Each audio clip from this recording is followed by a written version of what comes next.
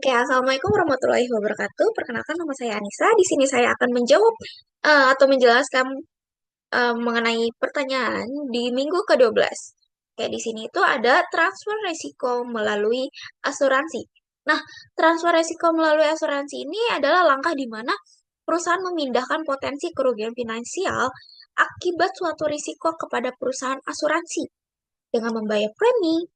Artinya, jika risiko itu benar-benar terjadi, pihak asuransi yang akan menanggung sebagian atau seluruh kerugian sesuai dengan polis yang disepakati. Nah, cara ini tuh ngebantu banget perusahaan untuk mengurangi beban keuangan yang besar dan menjaga keberlangsungan operasional. Prosesnya itu dimulai dari identifikasi risiko yang ingin ditransfer.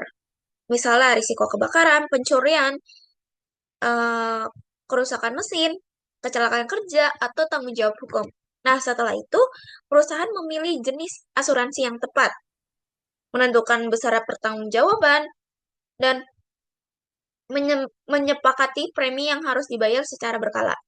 Dengan membayar premi, perusahaan tidak lagi menanggung penuh risiko tersebut, karena beban finansialnya dialihkan kepada pihak asuransinya.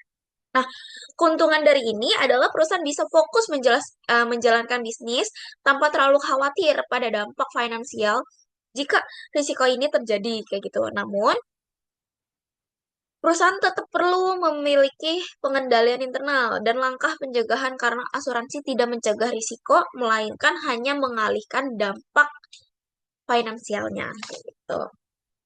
Nah, untuk studi kasus sederhananya, ini adalah saya mengambil di industri manufaktur. Nih, sebuah perusahaan manufaktur elektronik memiliki pabrik besar dengan berbagai mesin produk bernilai tinggi. Risiko utamanya yang dihadapi adalah kerusakan mesin akibat korsleting listrik atau kebakaran. Nah, jika kerusakan terjadi, biaya perbaikan atau penggantian mesin bisa mencapai miliaran rupiah dan produksi bisa terhenti selama berbulan-bulan. Untuk mengatasi hal ini, perusahaan membeli asuransi properti dan mesin dengan pertanggungan penuh terhadap risiko kebakaran dan kerusakan mesin. Premi dibayar setiap tahun dan besarnya disesuaikan dengan nilai aset yang diasuransikan. Beberapa bulan kemudian terjadi korsleting listrik di salah satu lini produksinya, menyebabkan kerusakan serius pada mesin utama.